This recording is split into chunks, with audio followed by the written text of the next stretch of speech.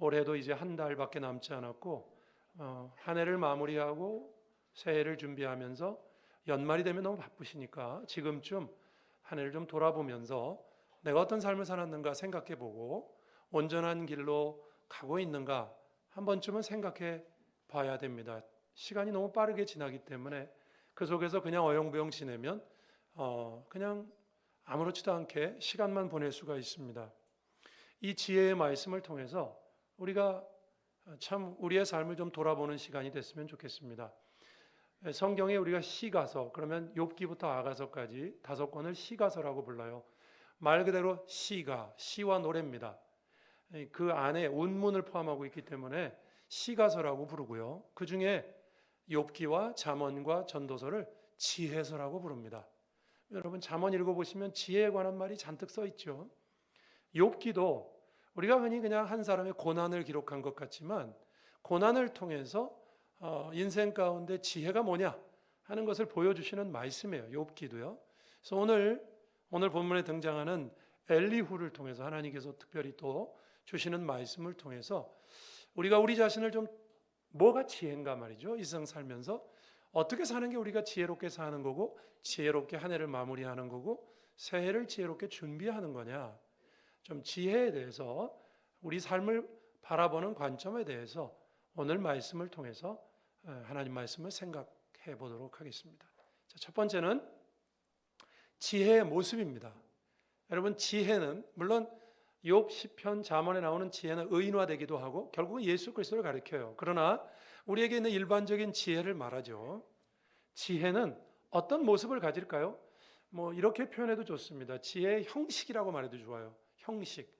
지혜는 어떤 모습을 띠고 있을까? 오늘 본문에 엘리후를 통해서 말씀하십니다. 여러분 31장까지는 욥기의 내용이 욥과 세 친구의 옥신각신이죠. 31장까지는 그렇고요. 32장부터는 엘리후라는 사람이 등장을 합니다. 이게 누굴까? 여기 오늘 본문에 우리가 읽었습니다만 그는 모든 것을 듣고 있다가 이제 나도 내 말 하겠다 이러잖아요. 그죠? 그러니까 나이 차이는 좀 있는 것 같고 여기 나이에 대해서 언급했기 때문에 욥의 세 친구 말고 어쨌든 욥과 가까운 친구라고 말할 수 있겠죠. 그렇기 때문에 처음부터 이 말을 다 듣고 자기 말을 하겠다. 이 본문에 그렇게 되어 있기 때문에 욥과 가까운 친구 중에 한 사람일 것이다. 그래서 함께 있었고 끼어들 수 있었던 겁니다. 근데 이 엘리후 오늘 본문에서 그가 하는 태도와 모습을 보면 지혜자의 모습이 나타나 있어요. 왜 그러냐면 여러분 욥과 세 친구 사이에 옥신각신하는 내용이라 그랬죠. 근데 엘리후가 오늘 본문에서 얘기한 다음에 욥이 그것에 대해서 토를 달지 않습니다. 한마디도. 옳단 얘기예요. 엘리후의 말에 승복을 합니다. 또 뒤에 가서 보면 이따가도 말씀드립니다만 하나님께서 세 친구에게 화를 내시거든요. 그래서 욥기 마지막에 보면 세 친구에서 번제를 드리죠. 근데 엘리후에 대해서는 하나님이 화를 내셨다 하는 본문이 없어요. 엘리후가 맞다는 겁니다. 엘리후는 본문에서 하나님의 지혜자의 모습으로 등장하는 사람인데 이분을 한번 생각해 보겠습니다. 본문에 나타난 엘리후의 모습은 특별히 그가 나이에 매우 민감한 모습을 보여줍니다. 나이 말입니다. 4절이 그런데요. 4절 보시겠습니까? 아까 여러분 읽을 때 느꼈을 거예요. 엘리후는 그들의 나이가 자기보다 여러 해 위임으로 욥에게 말하기를 참고 있다가 자기가 나이가 좀 연소하다는 걸 의식하고 있죠. 그다음에 6절도 보시죠. 나는 연소하고 당신들은 연로함으로 뒷전에서 나의 의견을 감히 내놓지 못했다. 이런 말이 있고요. 또 7절을 보세요. 나이 많은 자가 말하는 게 맞지 않겠느냐? 연륜도 있고 또 나이 얘기하죠. 그 다음에 9절을 보십시오. 이제 마지막에 자기 말하기 전에는 어른이라고 지혜롭거나 노인이라고 정의를 깨닫는 것이 아니다. 결국 이제 나이 문제 또 극복하거든요. 나이에 대해서 매우 민감한 태도를 가지고 엘리후가 말을 시작합니다. 이건 여러분 이런 뜻이에요. 엘리후가 자기가 말하려고 하는 게 자신이 없어서가 아닙니다. 더 신중한 모습을 보이는 거예요. 여기 욥과 세 친구보다는 나이도 한참 어리기 때문에 좀 이들에게 뭔가 충고하고 말하기 전에 굉장히 신중한 모습을 보입니다. 자신의 한계를 충분히 인식하고 있다. 이거죠. 여러분, 우리가 누군가에게 뭔가를 말할 때 나는 옳고 너는 틀려 이런 식으로 막 말을 해버리면, 그죠 여러분? 그러면 이게 상대방의 설득력이 없잖아요. 근데 오늘 본문에서 형식적으로도 본문이 기록하고 있는, 반복해서 기록하고 있는 엘리후의 모습은 매우 신중한 모습, 이것을 통해서 그가 이제 자기가 하려고 하는 말들에 대해서 충분히 숙고하고 있고 충분히 자신의 한계와 자신의 부족함을 인식하면서 말한다. 이걸 오늘 본문이 우리에게 보여주는 겁니다. 이해가 되십니까? 내가 이렇게 여러 가지 연소하고 부족하지만 이제 말하겠다. 이게 바로 본문이 보여주는 엘리후의 지혜자의 모습입니다. 욥이 이 말에 대해서 한마디도 대항하지 않습니다. 친구들이 말할 때 그냥 껌껌이 다 항변했던 욥이 엘리후의 말에 대해서 이 뒤에 32장 이후에 한마디도 말하지 않아요. 하나님도 노하시지 않습니다. 엘리후는 옳다는 거죠. 지혜자의 모습입니다. 여러분, 우리도 그렇죠? 여러분, 교회 안에서 여러분 사회생활도 하시고 교회 생활도 만약에 사회생활이다 이렇게 보시면 우리가 인간들끼리 접촉을 합니다. 우리가 그래서 누군가에게 뭔가를 말해야 되고 또 뭔가를 듣기도 합니다. 의사소통이라는 걸 하죠. 우리가 뭔가 말할 때도 이런 필요가 있지 않습니까? 뭔가를 주장하기보다는 먼저 자신의 한계와 부족을 인정하면서 이야기할 때 설득력 있는 거 아니겠습니까? 자, 나는 뭐 어른이고 예를 들면 나는 옳으니까, 나는 옳고 넌 틀리니까 넌 내 말을 들어라. 이러면요, 듣는 사람이 이렇게 얘기합니다. 너나 잘해라. 이렇게 합니다. 오히려 이렇게 해야죠. 나도 당신처럼 부족한 사람입니다. 연약한 사람입니다. 이렇게 인정하고 인간적인 한계를 인정하고, 저도 예전에 그런 실수, 집사님 저도 예전에 그런 실수 참 많이 했어요. 저도 참 부족합니다. 그러면서 뭔가를 말할 때 설득력을 갖는 거 아니에요, 그렇죠? 여러분, 가정에서도 뭐 세상에서도 해보셨잖아요. 그냥 무조건 하면 다 됩니까? 별로 인정을 안 하시네요. 어떤 초등학교 아이가 하나 있었답니다. 공부도 안 하고 맨날 말썽만 피우는 거예요, 얘가. 이거 얘기 와서 들어보셨을 거예요. 하도 말썽을 피우니까 엄마가 아빠의 옆구리 찌릅니다. 아들이잖아, 당신이 책임져. 그래서 아버지가요, 평소에는 뭐 관심도 없다가 애를 불러놓고 이렇게 말했답니다. 야, 이놈아, 뭐 이렇게 아버지도 또 생각을 했어요. 그냥 무조건 욱박지르면 안 될 것 같아서 이렇게 지혜를 냈답니다. 어디서도 들은 건 있어가지고, 야, 너 링컨이 내 나이였을 때 뭘 했는지 아냐? 링컨을 갑자기 끌어들였어요. 아들이 태연하게 대답했답니다. 링컨이 누구야? 모르겠는데. 그러자 아버지는 훈계하듯 이렇게 말했답니다. 네 나이에 링컨은 집에서 열심히 공부했다더라. 이놈아.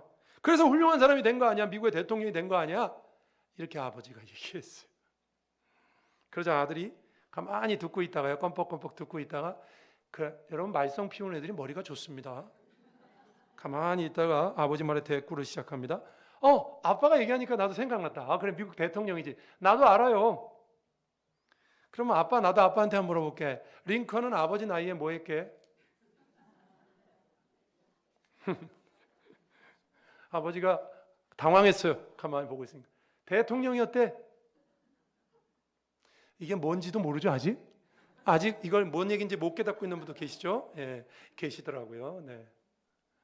예, 갑자기 링컨을 갖다 들이대고, 야, 걔 공부했다더라. 평소에 아버지로서 아들에게 많은 영향도 끼치지 못하면서 그렇게 남을 갖다 대고 일방적으로 얘기하면 소통이 됩니까? 아들이 이렇게 대드는 거죠. 아빠 이렇게 잘났어? 아빠 나이에 링컨은, 내 나이에 링컨이 공부했다고? 아빠 나이에 링컨은 대통령이었어. 뭐하고 자빠졌어? 이러는 거 아니에요? 자빠졌어는 안 했겠죠, 애가. 그런 얘기 아닙니까? 이 얘기가 자기를 돌아보라는 얘기 아닙니까? 본전도 못 찾았습니다. 이런 식으로 얘기하면 공감을 얻지 못합니다. 가정에서도 후배들에게도 세상에서도 뭔가를 말할 때 나의 한계를 인정하고 나의 부족을 인정하고 나도 똑같은 죄인이다. 여러분, 혹시 그런 생각 안 해보셨습니까? 우리가 다 부족해요, 그죠? 그렇지만 예를 들면 가정에서도 그렇고 부부지간에도 그렇고 지금 이 건에 대해서는, 요 특별한 요 한 건에 대해서는 내가 옳다. 그럴 때 있죠. 딴 때는 뭐 다 잘못하지만 이거는 내가 분명히 옳은데도 불구하고 내가 옳은 얘기를 하는데 상대방이 그걸 받아들이지 않을 때가 있습니다. 있죠? 그래서 이상하게 생각해요. 왜 인정 안 하냐는 거죠. 이 건에 대해서. 내가 분명히 옳은데 왜 인정을 안 할까요? 상대방이? 아까 그 아들하고 똑같은 건데 왜 인정을 안 할까요? 너는 틀릴 데 없었냐? 이렇게 나오는 거죠. 그러니까 지혜의 모습은요. 사실 여기 지혜서에서 말하는 지혜자의 모습은요. 여러분, 지혜는 남을 가르치기 위한 용도가 아니에요. 1차적으로. 자기를 돌아보는 겁니다. 여러분, 우리가 성경을 지혜의 말씀이라고 하죠. 여러분, 성경 왜 읽습니까? 이거 읽어서 가르치려고? 남을 가르치려고요?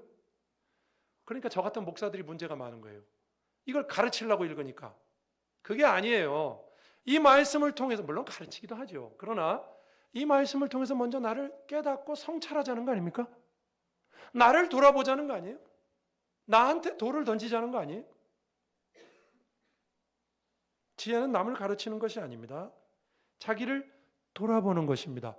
오늘 본문의 엘리후가 보여주는 지혜의 형식, 모습, 그는 이제 뒤에 나오는 말들 다 맞는 말만 해요. 근데 맞는 말 하기 전에요.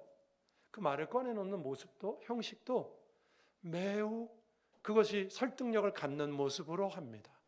나도 부족하다. 그러나 이제 하나님 말씀이기 때문에 해야 되겠다. 제가 성경 얘기를 해보겠습니다. 디모데전서 3장에 보면요. 감독의 자격에 대해서 나옵니다. 감독은 뭐 이걸 잘하고 저걸 한 가정의 아내의 남편이 되고 가정을 다스리고 대접 잘하고 감독의 자격 쭉 나오는 중에 이게 나오죠. 가르치기를 잘하며. 기억나시죠? 이것도 제가 말씀을 드린 적이 있는데 여러분 그 가르치기를 잘하며 라고 번역이 되어 있는 그 말의 고대 헬라어, 우리 성경은 현대 헬라어로 번역되어 있는 거고 옛날에는 원래 그 말의 뜻이 이런 뜻이었어요. 가르침을 잘 받으며 이런 뜻이었어요. 가르치기를 잘하며 라는 말하고 가르침을 잘 받으면 정반대 말이죠. 예? 그러니까 가르치기를 잘하며 이 말의 원래 뜻은 배우기를 잘하며 이런 뜻이었다고요. 가르침을 잘 받으며. 근데 이 말이 수백 년 지나는 동안에 변천이 됐어요. 그래가지고 우리 성경에는 이렇게 번역되어 있어요. 가르치기를 잘하며. 그러면 이 단어가 정반대의 뜻인데 배우기를 잘하며가 어떻게 가르치기를 잘하며로 바뀌었을까요? 한번 생각해 보세요. 그 사이에 이런 일이 있었던 겁니다. 가르침을 받는, 잘 가르치는 사람들 보면 가르침을 받는 자세로 가르치더라. 예? 잘 배운 사람이 잘 가르치더라. 그래서 배우기를 잘하며, 이게 가르치기를 잘하며 라는 단어로 뜻이 바뀐 겁니다. 이해가 되십니까? 원래 잘 가르치는 사람은요, 가르치기도 해야 되겠죠. 하나님 말씀 가르치기도 해야 되고 잘못된 건 잘못됐다고 해야 되겠죠. 그러나 참 지혜의 모습은요, 먼저 나를 돌아보는 거라고요. 나를 가르치는 거라고요. 내가 먼저 배우는 거라고요. 감독은 뭐 교회에서 가르치기를 잘하면 이게 아니라니까요. 너부터 가르치라고. 너부터 목사부터 가르치고 자기를 돌아봐야죠. 자기를 돌아보는 게 지혜다 이 말씀입니다. 연말이에요, 여러분. 우리가 아까도 말씀드린 것처럼 여러분 올 한 해 우리 자신을 돌아보면 돼요. 나라가 어떻고 뭐 남이 어떻고 교회가 어떻고 이런 거 안 돌아보셔도 되고요. 물론 그런 것도 돌아보셔야죠. 나를 돌아봐야죠. 나를. 뭘 말하기 전에 물론 잘못된 건 잘못됐다고도 해야 됩니다. 제가 여기서 이렇게 설교하지만 제가 설교한다고 해서 제가 말하고 있는 말씀 제가 다 지키고 있다 그 뜻 아니죠. 그죠? 그러냐 하나님 말씀이기 때문에 선포하는 것도 있는 거잖아요. 그렇죠? 그런 것처럼 우리가 잘못했어도 잘못한 사람은 말도 하지 말아야 됩니까? 아니요. 잘못된 건 잘못됐다고 해야죠. 그러나 동시에 나를 돌아봐야 돼요. 갈라디아서에도 그런 말이 있잖아요. 형제들이 범죄한 걸 보면 바로 잡고 너도 너를 돌아봐라 그러잖아요. 성경은 언제나 그렇게 되어 있어요. 나를 돌아보는 지혜자의 모습입니다. 산상수훈에 여러분 이 말씀 기억납니까? 심령이 가난한 자는 복이 있나니 천국이 저희 거다. 기억나시죠? 거기서 그 심령이 가난하다는 말을 사람들이 되게 많이 오해하고 있어요. 심령이 가난하다는 말은 돈이 없어서 마음이 가난하다, 뭐 예를 들면 욕심이 없어서 마음을 비웠다, 그 뜻이 아닙니다. 예? 그럼 부자는 마음이 가난한 사람이 아무도 없게? 여러분, 심령이 가난하다는 말은요, 로이드 존스 목사님이 이렇게 해석을 했어요. 한 사람의 자신에 대한 태도다. 심령이 가난하다는 건 사람이 자기 자신을 바라보는 태도예요. 이렇게 예를 들면 쉽습니다. 계시록에 보면은 라오디게아 교회가 나오죠. 마지막 교회. 라오디게아 교회가 이렇게 자랑합니다. 나는 부유하다. 라오디게아 교회가 부자였어요. 나는 부유하다. 뭐 의복도 좋고. 너희들이 이렇게 자랑하지만 예수님이 이렇게 말씀하셨죠. 너는 실제로는 가난하다. 근데 실제로는 가난한데도 영적으로 교만한 거예요. 자기가 부유하다. 하나님 앞에 자기 자신을 제대로 못 보고 있는 거죠. 하나님 앞에 그 라오디게아 교회의 진면목은 가난한 거예요. 가난해. 부족한 거라고요. 그렇게 자기 자신을 돌아보는 것이 심령이 가난하다는 뜻이에요. 돈이 없어서 이렇게 쭈그러져 있거나 아니면 뭐 마음을 비웠다 뭐 이런 뜻이 아니에요. 심령이 가난하다는 건 하나님 앞에서 내가 누군가 하는 걸 깨닫는 게 심령이 가난한 거예요. 자신을 제대로 보는 것. 하나 더 얘기해 볼까요? 빌립보서에 보면은 성경이 다 그렇게 돼 있어요, 여러분. 빌립보서에 보면 한 주제로 보면 이게 다 비슷해요. 나보다 남을 낫게 여기고 그런 말 있죠. 예? 나보다 남을 낫게 여기고. 근데 교회에서 보면 학업으로 보나 재산으로 보나 뭐 뭘로 보나 나보다 낫지 않은 사람도 많이 있죠. 우리 교회는 다 훌륭한 분들만 있어가지고 그런 사람 뭐 나보다 못한 사람이 있잖아요, 교회에. 그렇죠? 그런데 어떻게 나보다 남을 낫게 여겨? 너희들이 한 마음을 가지려면 교회가 하나가 되려면 나보다 남을 낫게 여겨라. 바울이 빌립보서에서 그러잖아요. 근데 교회에 보면 그냥 딱 팩트만 말하면 나보다 못한 사람도 있잖아요. 그죠? 근데 어떻게 나보다 남을 낫게 여겨? 위선이잖아요. 위선. 우리 보고 위선을 떨란 얘기입니까? 그래서 그렇게 이해하는 분들도 가끔 있더라고요. 속으로는 교만하면서 겉으로 겸손한 척. 이건 위선이죠. 어떻게 하면 나보다 남을 낫게 여길 수 있습니까? 한번 고민해 보신 적 있어요? 나보다 못한 사람을 보면서 어떻게 나보다 낫게 여길 수가 있냐고요. 자기를 돌아보면 가능해요. 내가 물론 나은 점도 있겠죠. 근데 나를 돌아보면요, 나한테 없는 사람이 저 사람한테는 있어요. 그렇죠? 그래서 나보다 낫게 여길 수 있어요. 그러면 모두가 그렇게 교회를 그렇게 보면 교회는 하나가 되는 거예요. 아, 저분은 참 저런 면은 나보다 낫다. 다 그러면 교회가 저분은 이게 낫다. 저분은 저게 낫다. 그러면 다 낫다고 그러면 교회가 하나가 되는 거거든요. 자기를 돌아볼 때 그게 가능한 것입니다. 믿으십니까? 지혜의 모습은 무엇인가? 지혜자의 모습은 모든 면에서 자신의 부족과 한계를 먼저 인식하는 겁니다. 뭐 여러분 가정에서도 얼마든지 충분히 우리 세상에서도 확인되는 겁니다. 나만 옳다? 내 말이 맞다? 그러면 그냥 서로 싸움만 하는 거예요. 인정을 하지 않습니다. 지혜라는 건 원래 나를 돌아보는 용도입니다. 1차적으로. 남을 가르치는 게 아니에요. 우리는 자꾸만 뭘 깨달으면 남을 가르치려고 그러죠.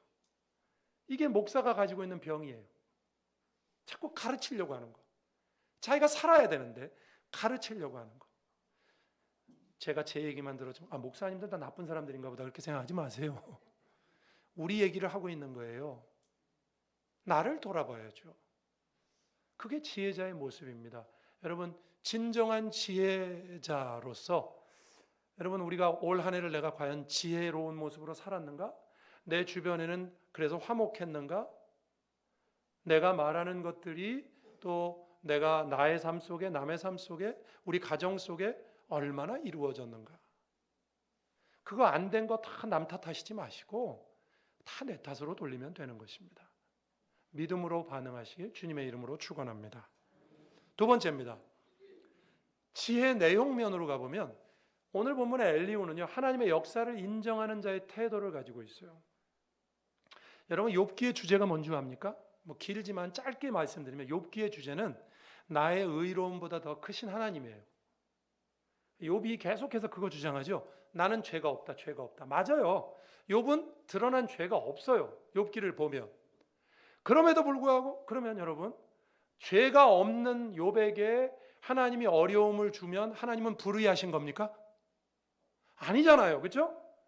그러면 우리가 하나님 앞에서 내가 의롭게 신앙생활하고 하나님 뜻대로 살면 나에게 어려움이 없어야 됩니까? 우리 교회에서 연단이라고 말하는 거 있잖아. 연단. 우리가 죄가 없어도 하나님은 죄가 있고 없고에 따라서만 하나님이 어떤 역사하시는 게 아니라 그것과 상관없이도 하나님은 우리 인생을 더 훌륭하게 만들고 연단하시기 위해서 고통을 주시잖아요. 그렇죠? 근데 오늘 욥기에서 욥이 부족한 게 뭐냐면 자기의 의로움으로 하나님을 판단하고 있는 거예요. 세 친구는 세 친구대로 욥을 또 정죄하고 있고, 근데 엘리후는요 제3의 답을 갖고 있어요. 뭐냐면 하나님의 관점에서 봅니다. 그걸 어떻게 할 수 있냐고요? 2절 3절에 보면 이렇게 나와 있어요. 2절 한번 보세요. 이렇게 돼 있어요. 람 종족 부스 사람 바라겔의 아들 엘리후가 화를 냅니다. 누구에게? 욥에게 화를 내요. 그러면서 이렇게 말해요. 욥이 하나님보다 자기가 의롭다 하며, 욥이 계속 주장하는 게 그거예요. 나 죄 없는데, 세 친구가 계속 공격하니까 나 죄 없는데, 나 죄 없다, 죄 없다. 그러면서 슬쩍슬쩍 하나님도 원망합니다. 그러니까 이 엘리후가 말하는 거예요. 네가 죄가 없을 수도 있다. 그러나 하나님은 네가 의롭거나 안 의롭거나와 상관없이 그거보다 더 크시게 역사하시는 분이다. 왜 그 관점으로만 보고 있니? 이렇게 말하는 거예요. 욥에게 화를 냅니다. 3절에 보면 세 친구에도 이렇게 화를 내요. 세 친구에게 화를 내면 그들이 능히 대답하지 못하면서도, 욥이 말하는 거에 대답도 못하면서 욥을 정죄함이라. 세 친구는 인과응보였잖아요. 야, 너 그래도 뭔가 죄 지은 거 있잖아. 한번 잘 생각해봐. 너 혼자 죄 지은 거 있지? 안 그러면 하나님이 너한테 이런 어려움 줬겠냐? 이 욥과 세 친구의 모습을 보면요, 인간은 인간관계를 볼 때 항상 이렇게 수평적이에요. 다른 사람에 의해서 영향을 받고, 또 나도 나 생각을 하면서 또 다른 사람 판단하고, 하나님께 수직적으로 하나님과 나와의 관계에서 제3의 답을 생각해야 되는데, 욥기에서 욥과 친구들이 범하는 잘못이 그겁니다. 엘리후는 이렇게 말하는 거예요. 욥의 고난은 누구의 잘못도 아니다. 그렇다고 해서 누구도 의롭지 않다. 예? 누구의 잘못도 아니고 누구도 의롭지 않다. 그러니까 세 친구 편도 안 들고 욥 편도 안 들어요. 그러면서 이제 뒤에 읽어보면요, 하나님의 연단이다 이렇게 말씀합니다. 제가 아까 그랬죠. 하나님께서 세 친구에게만 노하셨어요. 뒤에 가서 보면 42장 7절에 보면. 그리고 이 욥이 엘리후가 하는 말에 대해서 한마디도 토를 달지 않습니다. 옳은 거거든요. 여러분, 우리는 세상을 살면서 정말 두 가지밖에 생각 못하는 것 같아요. 우린 수평적인 것밖에 생각 못해요. 다른 사람들의 나를 어떻게 생각할지, 그 다른 사람들과 나와의 어떤 관계 속에서만 뭔가를 생각합니다. 그렇게 하라고 안 했어요, 성경에. 여리고 전투 때 여호수아서에 보면 가나안 땅에 들어가서 여리고 전투 딱 시작할 때 하나님의 군대 장관이 칼을 빼들고 와서 서 있죠. 그죠? 그때 여호수아가 이렇게 묻습니다. 너는 쟤네들 편이야, 우리 편이야? 그러니까 인간의 생각은 항상 그거예요. 적 편이냐, 내 편이냐는 남 아니면 나죠. 그렇죠? 남 아니면 나. 누가 뭔 일이 생기면 남 탓 아니면 내 탓. 이 두 가지밖에 없어요. 우리는 생각이. 근데 그때 여호와의 군대 장관이 뭐라고 대답했는지 기억나시죠? 뭐라 그랬어요? 나는 네 편도 아니고 제 편도 아니야. 우리 생각엔 이스라엘 편이라고 해야 될 것 같잖아요. 근데 이스라엘 편도 아니라고 그래요. 그러면서 나 하나님의 군대 장관으로 여기 있다. 무슨 뜻이죠, 이게? 이런 뜻이에요. 너희들이 앞으로 가나안 전투를 벌이고 신앙에, 이건 우리에게도 하시는 말씀이에요. 신앙으로 이 세상에서 승리하기 위해선 남의 말도 신경 쓰지 말고, 그렇다고 너도 네 편을 들지 말라는 거예요. 그러면 누구 편을 들어야 되죠? 하나님 편. 수평적으로만 생각하지 말라는 거죠. 제가 하나만 더 얘기해 볼게요. 바울이 고린도 교회에서 자꾸 이렇게 고린도에 있는 사람들이 바울을 공격하는 사람이 있으니까 바울이 뭐라 그랬냐면, 나는 남의 판단을 중요하게 여기지 않는다 그래요. 동시에 이렇게 말했습니다. 그렇다고 내가 나를 의롭다고 생각하지 않는다. 바울이나 여호수아서나 똑같아요. 뭐죠? 남의 생각도 중요하지 않고 그렇다고 내가 나를 의롭다고 생각하지도 않아요. 제3의 안을 생각하죠. 하나님 중심으로 내 인생을 보는 겁니다. 이게 지혜입니다. 이게 지혜입니다. 여러분, 저는 그래서 지혜자는 오늘 말씀을 통해서요, 저는 지혜자는 두 가지만 조심하면 된다고 생각합니다. 두 가지. 하나는요, 비방. 단어로 얘기해 볼게요. 비방하지 말아야 됩니다. 남의 비방을 듣지도 마시고요. 물론 들어야 될 건 들어야 되겠지만 쓸데없는 비방도 많으니까 남의 소리를 너무 듣지 마시고요. 그리고 남을 비방하지도 마세요. 다른 사람을 잘 모르잖아요. 그렇죠? 예? 다른 사람의 사정을 다 아십니까? 지혜자는요, 쉽게 남을 비방하지 않아요. 그리고 다른 사람이 나를 비방하는 것을 생각하지만 그거에 따라서 내가 흔들리지도 않아요. 다른 사람에 의해서 내가 왔다 갔다 하지 않는다고요. 또 한 가지는요, 지혜자는 제가 비방을 조심하라 그랬죠? 원망을 조심하세요. 원망. 우리가 하나님 앞에서 믿음 생활 잘하고 있다고 생각하는 사람들은요, 나에게 어려움이 오면 원망이 생깁니다. 왜? 하나님, 욥하고 똑같은 거예요. 하나님, 내가 이렇게 잘했는데 왜 나한테 이런 어려움을 주지? 원망이 생겨요. 내가 잘하고 못하고 하고 상관없이 하나님이 나에게 주시는 어려움이 있어요. 그러니까 그럴 때 원망하지 말아야 되죠. 하나님의 뜻이 있다 이렇게 받아들여야 되죠. 그래서 저는 지혜자는 오늘 본문에 엘리후가 했던 거예요. 엘리후는요, 누구의 잘못도 아니다. 그렇다고 누구도 의롭지 않다. 이 태도를 견지해야 됩니다. 여러분, 교회 안에서도요, 우리가 세상에서도 그렇고 믿음으로 살 때 누구를 비방하지도 마시고요. 잘 모르면서 왜 남의 일을 자꾸 비방하십니까? 남을 비방하지도 말고요. 그리고 남이 무슨 소리 하는 거 너무 귀담아 듣지도 마세요. 다른 사람에 의해서 내 인생이 왔다 갔다 하는 사람은 지혜자가 아닙니다. 또 한 가지, 동시에 나도 내 삶을 보면서 원망하지 마세요. 원망하지 마세요. 왜 내가 하나님 앞에 믿음으로 사는데 나에게는 이런 믿음의 증거가 없는가? 물론 도라는 봐야 되지만 하나님을 원망하고, 욥이 그랬잖아요. 내가 죄 없다, 친구들한테. 나 죄 없는데? 그럼 하나님 잘못됐다는 얘기? 아니, 하나님이 뜻이 있어서 주시는 고난이에요. 욥기 1장에 보면 그 사탄과 대화하면서 욥이라는 하나님의 사람을 드러내기 위해서 하나님이 그렇게 하신 거잖아요. 지혜자는요, 비방하지도 듣지도 않고요. 남에 대해서 비방하지도 않고 남의 비방을 듣지도 않고요. 자신의 상황을 원망하지도 않는 사람이 지혜자입니다. 하나님의 역사를 인정하는 사람의 태도입니다. 여러분, 이제 말씀을 정리하겠습니다. 우리가 올 한 해를 정리하면서 지난주에 우리가 추수감사절을 지냈고 11월을 이제 정리하면서 이제 달력 한 달밖에 안 남았는데 올 한 해 쫓기듯이 12월 말에 가서 올해를 정리하시지 마시고 서서히 올 한 해를 정리해야죠. 우리 자신을 돌아보십시다. 우리 자신을. 누구에 대해서 말하기 전에 나 자신을 돌아보고, 말할 것도 있으면 해야 되겠죠. 그러나 나 자신을 돌아보는 것이 지혜입니다. 돌아보고 나는 과연 이런 말을 할 자격이 있는가? 나는 과연 교회에 대해서, 어떤 개인에 대해서 이런 말을 할 자격이 있는가? 한번 생각해 봐야죠. 그리고 지혜자는 하나님의 역사를 인정합니다. 그래서 이건 누구의 잘못도 아니고, 그렇다고 누구도 의롭지 않다. 나도 의롭지 않고, 이건 누구의 어떤 다른 사람의 잘못도 아니다. 하나님께서 이끌어 가시는 역사의 흐름 속에 우리가 있다. 이렇게 역사를 볼 줄 아는 사람이 지혜자입니다. 욥기에서 엘리후를 통해서 보여주시는 지혜의 말씀입니다. 이 은혜가 우리 모두에게 있기를 주님의 이름으로 축복합니다. 기도하시겠습니다. 하나님 말씀 생각하면서 하나님 주신 말씀 기억합니다. 지혜자의 모습과 지혜자의 삶이 저에게 있도록 인도해 달라고 같이 한번 기도하시겠습니다. 하나님 아버지 감사합니다. 오늘도 성도들과 함께 주님께 예배드리며 11월 마지막 주일 욥기를 통해서 주시는 말씀을 통하여 우리 자신을 돌아봅니다.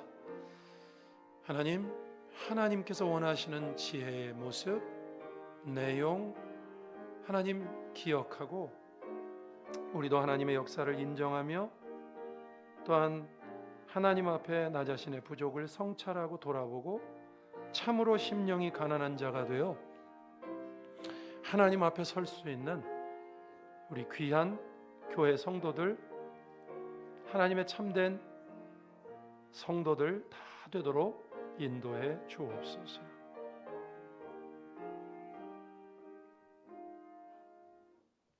주신 말씀을 기억하고 이 말씀으로 우리 자신을 돌아보기를 원합니다. 믿음 안에 서서 하나님이 기뻐하시는 인생 짧지만 살아낼 수 있도록 인도해 주옵소서. 예수님 이름으로 기도합니다. 아멘.